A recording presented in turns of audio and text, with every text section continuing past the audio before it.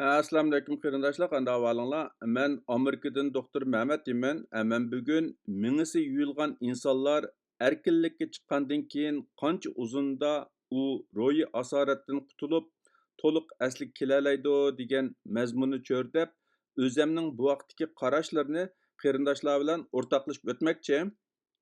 Hammamiz bilgandek, xalqimiz har xil ming yuyishlarga duch kelganlik sababidan ba'zi insonlarning dunyo qarashi va tafakkur qilish usulida zo'r o'zgarishlar bo'lib, millatimizga xos qimmat qarashlarni yo'qotmoqda va to'nig'ili bo'lmag'idek holga kelib qolmoqda. Shu sababdan ba'zilarimizning ularni qabul qilishi kundan kunga qiyinlashib, oramizdagi farq, yaklash, chetqiqish ig'irlashmoqda.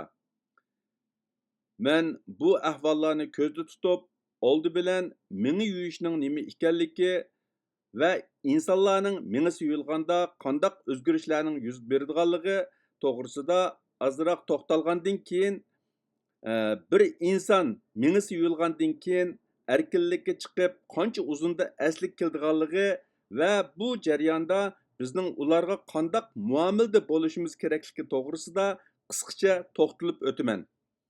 Tövəndə diqqətinizlər bu leksiyanın təfsilatında bolsun. Undaqda ming yuyish degan zodi nima? Mingisi yuyilgan insonlarda qandaq o'zgarishlar bo'ldi degan vaqtida men burun ming yuyish to'g'risida bir leksiya so'zlab o'tgan edim. Uni anglamagan qarindoshlarga u leksiyani bir qitim anglab chiqishni tavsiya qilaman.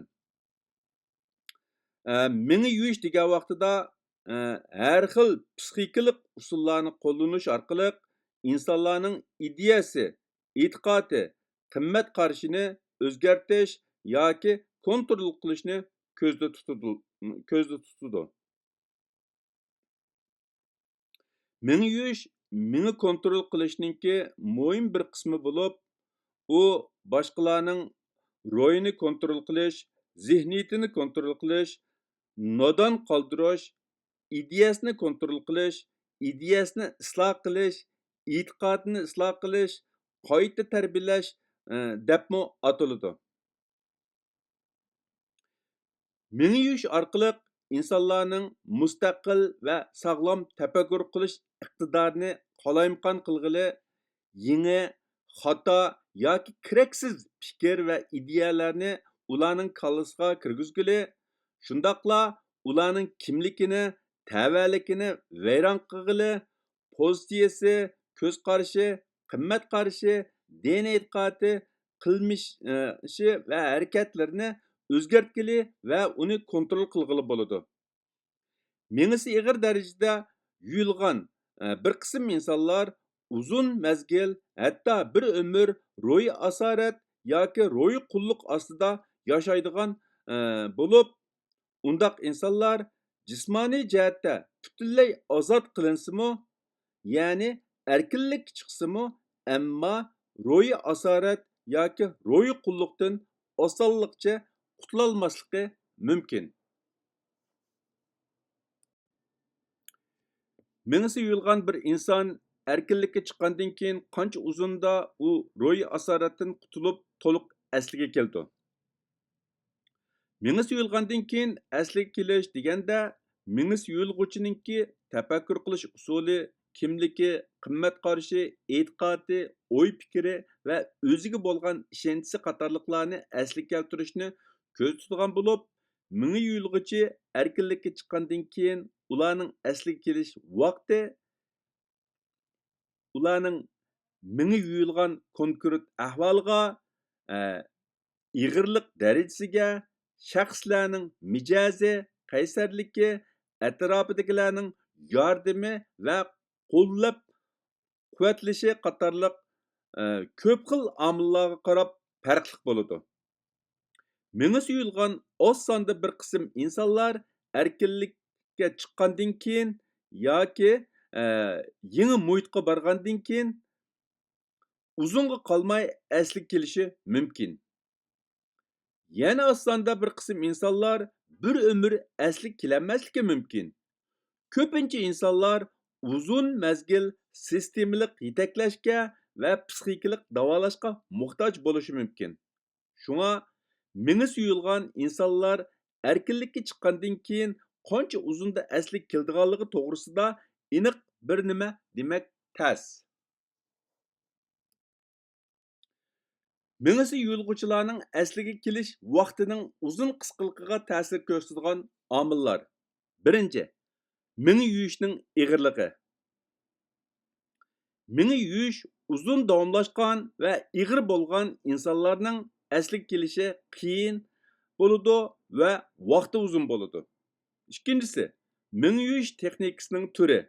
Ba'zi meni yuyish texnikasi insonlarga qattiq ta'sir qiladigan bo'lib, uning ta'siridan qutulish oson emas.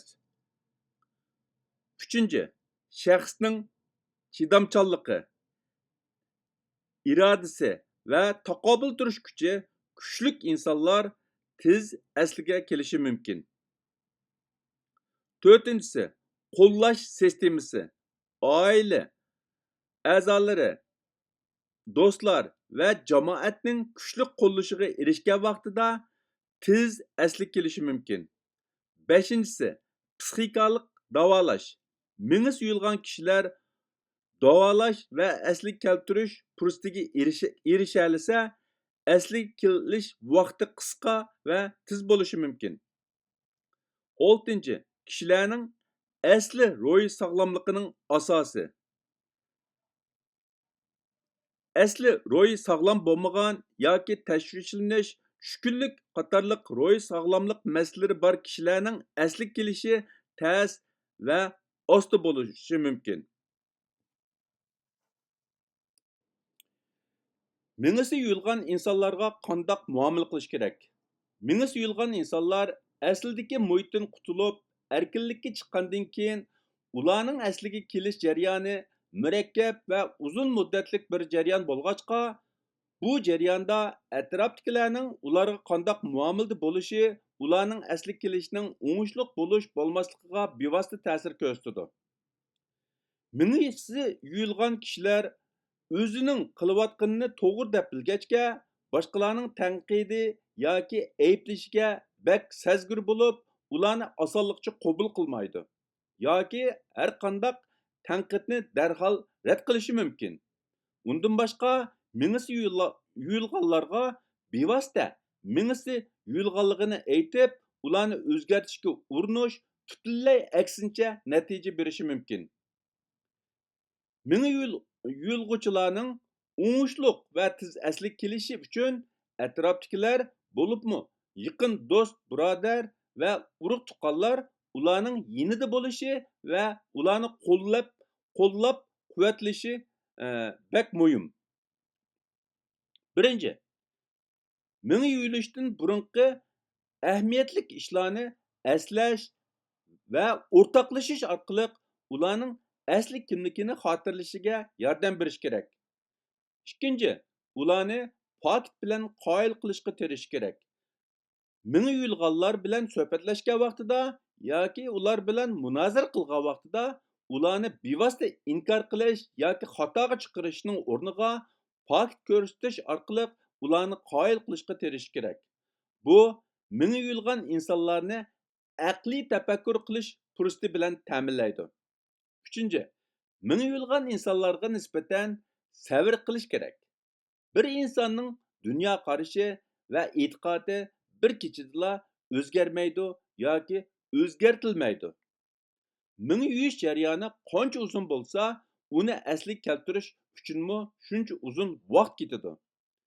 Meni yuyulgan insonlarning mengisi yuyulganligini tunib yetish va asli kimligini asliga keltirish uzun vaqt ketadigan bo'lg'achqa, ularga nisbatan sabrchan bo'lishga to'g'ri keladi. To'rtinchi, meni yuyulgan insonlarga nisbatan ko'mchan bo'lish kerak. Mengisi yuyulgan insonlar asli kimligini, qimmat qarashi va e'tiqodini yo'qotganlar bo'lib, ular eng ig'ir ziyonkashlikka uchirg'uvchilar. Ular yordamga eng ehtiyojli insonlar. Shunga ularga muomala qilgan vaqtida ziyonkashlikka uchrag'uvchiga muomala qilgandek muomala qilish, ularga kuyunish orqali ularning asli kelishiga yordam qilishimiz kerak. Qisqasi, ming yo'lg'uchining asliga kelishi bir murakkab jarayon bo'lib, necha oy, hatto necha yil vaqt ketishi mumkin. Ularni bevosita inkor qilish, xatoga chiqarish yoki tanqidlash, haqoratlash orqali ularning ko'z qarashi va ish harakatlarida o'zgarish paydo qilish mumkin emas. Shunga ularga muomala qilgan vaqtida normal insonlarga muomala qilgandek muomala qilish emas, balki doktor bemorga muomala qilgandek muomala qilishga to'g'ri keladi. Bugungi bu ming'i suyulgan inson erkinlikka chiqqandan keyin qancha uzunda asli kelalaydi degan temadagi bu leksiyani mushu yerda oxirlashtirmoqchi. Hammanglarning diqqat berganliginglar ko'pdan ko'p rahmat. Alloh hech kimni erkinlikdan mahrum qilmasin. Hamma odamni o'z kimligi, o'z istigi bilan hur yashashga nasib qilsin. Ko'rishguncha omon bo'linglar. Allohga omonat.